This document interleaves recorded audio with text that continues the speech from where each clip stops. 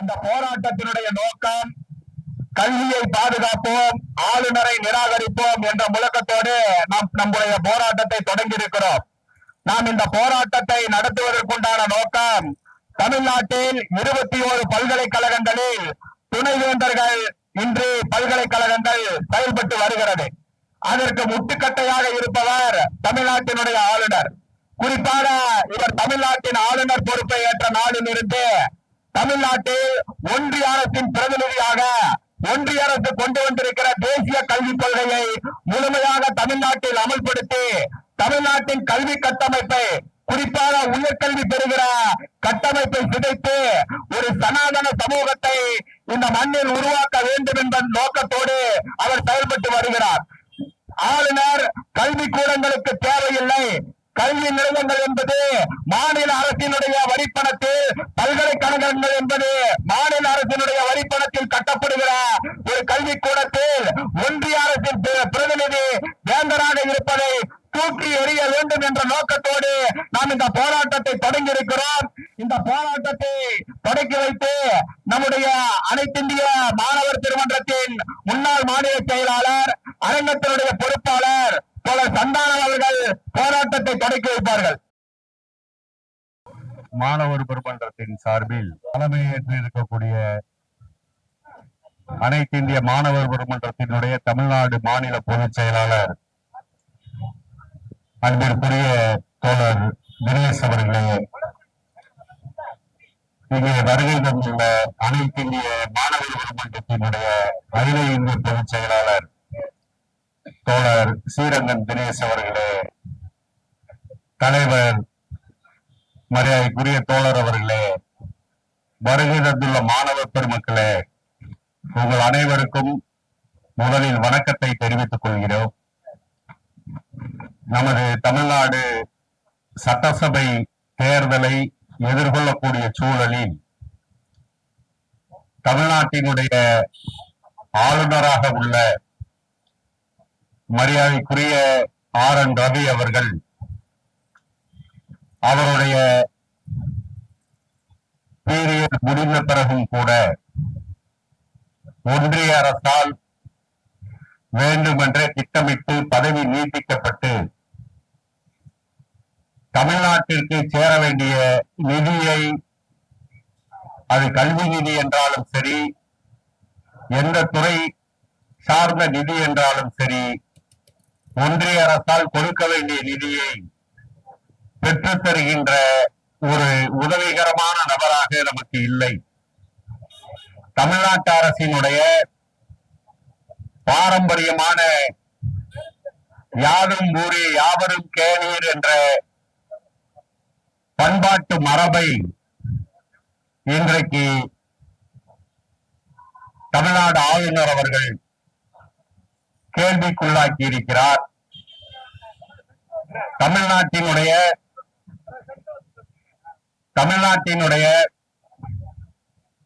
மிகப்பெரிய பலமே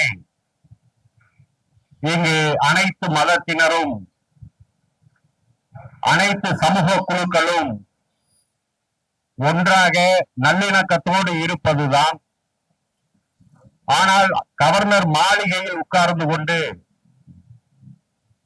ஆளுநர் செய்கின்ற ஒவ்வொரு வேளையும் இன்றைக்கு தமிழ்நாட்டினுடைய இந்த சமூக நல்லிணக்கத்தை கடுமையாக பாதிக்கக்கூடிய சூழல் உருவாகி இருக்கிறது. பல்கலைக்கழகங்களுடைய வேந்தராக தமிழ்நாடு முதலமைச்சர் அவர்கள் தான் இருக்க வேண்டும் என்ற மசோதா நிறைவேற்றப்பட்டு அது சில சட்ட போராட்டங்களில் சிக்கி தவிக்கிறது. இந்த சூழலை உருவாக்கியது தமிழ்நாடு ஆளுநர். தமிழ்நாட்டினுடைய பல பல்கலைக்கழகங்களுக்கு ஆளுநர்கள் இல்லை. தமிழ்நாட்டினுடைய பல கல்லூரிகளில், அரசு கல்லூரிகளில் வேலை செய்யக்கூடிய விரிவுரையாளர்களுக்கு, பேராசிரியர்களுக்கு பல்கலைக்கழக மானிய குழு கொடுக்க வேண்டிய நிதி வந்து சேராததால் சம்பளம் கூட கிடைக்கவில்லை. உயர்கல்வியின் ஆராய்ச்சி துறை முற்றிலும் தமிழ்நாட்டில் நசுக்கப்பட்டிருக்கிறது. கீழடி அகழ்வாய்வை மையப்படுத்தி தமிழ்நாட்டினுடைய வரலாற்றை மறுகட்டமைப்பு செய்யக்கூடிய, தமிழர்களுடைய தொழில் மரபை தூக்கி பிடிக்கக்கூடிய கீழடி அகழ்வாய்வை இன்றைக்கு ஆளுநர் அவர்களும் ஒன்றிய அரசும் திட்டமிட்டு புறக்கணித்து இங்கு வேறொரு வரலாறை உருவாக்க பார்க்கிறார்கள். ஆகவேதான் அனைத்து இந்திய மாணவர் பெருமன்றம் பல்வேறு கல்வி சார்ந்த கோரிக்கைகளை முன்வைத்து இதற்கெல்லாம் ஆளுநர் ஒத்துழைப்பு தராததால் அவரை கண்டித்து ஆளுநர் மாளிகை முற்றுகை போராட்டத்தை இன்று அறிவித்திருக்கிறார்கள். இந்த முற்றுகை போராட்டம் மாபெரும் வெற்றி பெற வேண்டும்.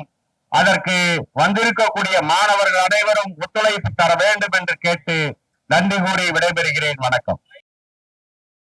ஆளுநருடைய அரசியல் அமைப்பு சட்டத்துடைய வரையறைகளை மீறி செயல்படுவதை கண்டித்து முற்றுகை போராட்டத்தை நடத்த இருக்கின்றோம். தமிழ்நாட்டிற்கு ஆளுநராக ஆர்.என். ரவி அவர்கள் பொறுப்பேற்றதிலிருந்து தொடர்ந்து மாநில அரசினுடைய அதிகாரங்களில் தலையிட்டுக் கொண்டிருக்கின்றார். குறிப்பாக தேசிய கல்விக் கொள்கையை தமிழ்நாடு அரசு முழுமையாக நிராகரித்து மாநிலத்திற்கென்று மாநில கல்விக் கொள்கையை உருவாக்கி வெளியிட்டிருக்கின்றது. ஆனால் ஒன்றிய அரசு ஆளுநர்கள் மூலமாக இன்று தமிழ்நாட்டில் தேசிய கல்விக் கொள்கையை அமுல்படுத்துவதற்கான முயற்சிகளில் ஈடுபட்டுக் கொண்டிருக்கின்றார்.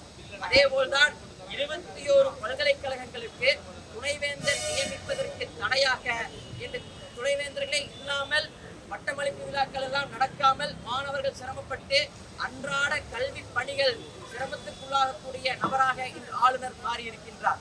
அதேபோல் இன்று ஒன்றிய அரசு விக்ஷித் பாரத் சிக்ஷா அதிஸ்தார் அப்படிங்கிற ஒரு பில்லை இன்று நாடாளுமன்றத்தில் அறிமுகம் செய்திருக்கின்றார்கள். அந்த மசோதா என்னவென்றால் பல்கலைக்கழக மானிய குழுவை முழுமையாக கலைத்துவிட்டு அரசு கல்லூரி பல்கலைக்கழகங்களுக்கு நிதியை இனிமேல் ஒன்றிய அரசு தன்னுடைய பொறுப்பை தட்டி கழிக்கக்கூடிய வகையில் நிதி வழங்குவதிலிருந்து தப்பித்துக் கொண்டு ஹையர் எஜுகேஷன் ஃபண்டிங் ஏஜென்சி என்று சொல்லக்கூடிய கடன் வழங்கக்கூடிய அரசு பல்கலை கல்லூரிகளுக்கு கடன் வழங்கக்கூடிய ஒரு அமைப்பிடம் கடன் வாங்குவதற்கான நிர்பந்தத்தை ஏற்படுத்தி கல்வியை முழுமையாக கட்டணத்திற்கு தனியாரிடம் ஒப்படைக்கக்கூடிய ஒரு சூழலில் இன்று சென்னை பல்கலைக்கழகம், பாரதியார் பல்கலைக்கழகம், தமிழ்நாட்டில் இருக்கக்கூடிய எல்லா பல்கலைக்கழகமும் எதிர்காலத்தில் தனியார் வசமாகக்கூடிய ஒரு அபாயம் என்று எழுந்துள்ளது. அதேபோல் பல்கலைக்கழக மானிய குழு சாதிய வன்கொடுமைகளை பல்கலைக்கழக வளாகங்களில் தடுப்பதற்கென்று இன்று விதிமுறையை உருவாக்கி தந்திருக்கின்றது. குறிப்பாக சென்னை ஐஐடியில் பாத்திமா லத்தீப், ஹைதராபாத் பல்கலைக்கழகத்தில் ரோஹித் வெமுலா, இதுபோல் எல்லா உயர்கல்வி நிறுவனங்களில் தங்கள் உயிரை சாதிய வன்முறைக்காக எதிர்த்து அதனால் உட்பட்டு தங்கள் உயிரை மாய்த்துக் கொண்டவருடைய மாணவனுடைய பட்டியல் நீளமாக இருக்கின்றது. எனவேதான் இன்று ரோஹித் வெமுலாவுடைய தாயார் உச்சநீதிமன்றத்தில் வழக்கு பதிவு செய்ததன் காரணமாக இன்று உச்சநீதிமன்றத்தின் நிர்பந்தத்தின் காரணமாக இன்று யுஜிசி அந்த ரெகுலேஷன் ஈக்விட்டி ரெகுலேஷனை வரையறுத்து வழங்கியிருக்கிறது. ஆனால் அந்த ரெகுலேஷனையும் இன்று RSS உயர் வகுப்பினர் இன்று உச்சநீதிமன்றத்துக்கு சென்று தடையாணை வழங்கி பெற்றுக் கொண்டிருக்கின்றார்கள்.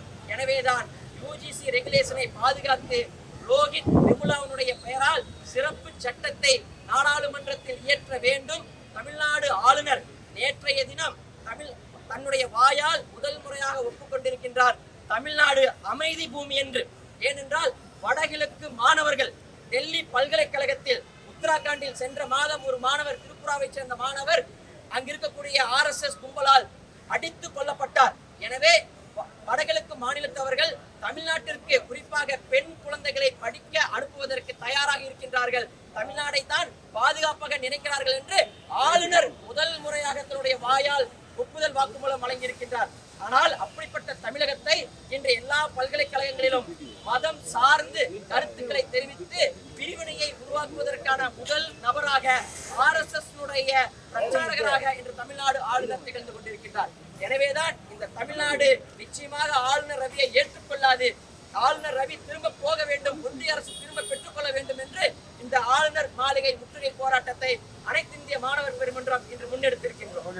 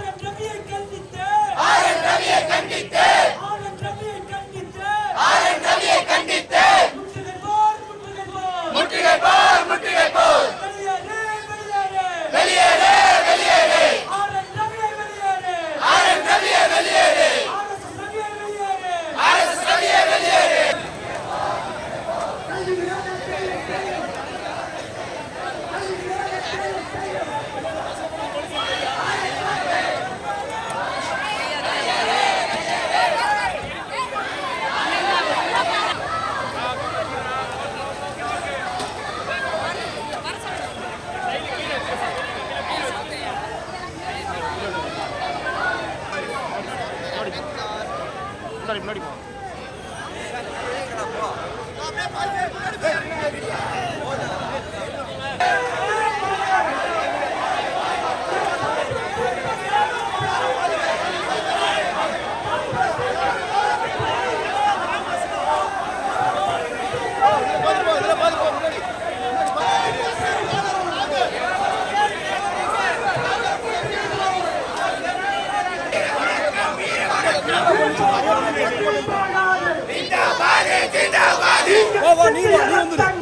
நீங்கள் சிந்திய ரத்தங்கள்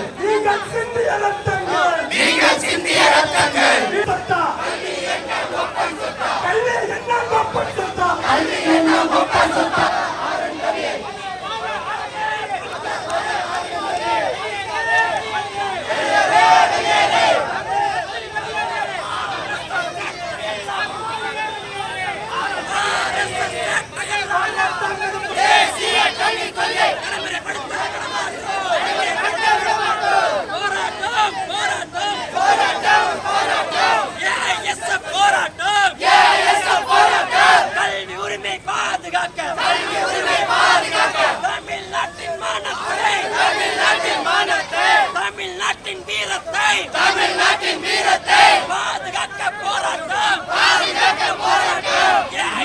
போராட்டம் ஆளுநர் ரவியை கண்டித்து முற்றுகை போராட்டம் வெளியேறு வெளியேறு RSS ரவியே வெளியேறு வெளியேறு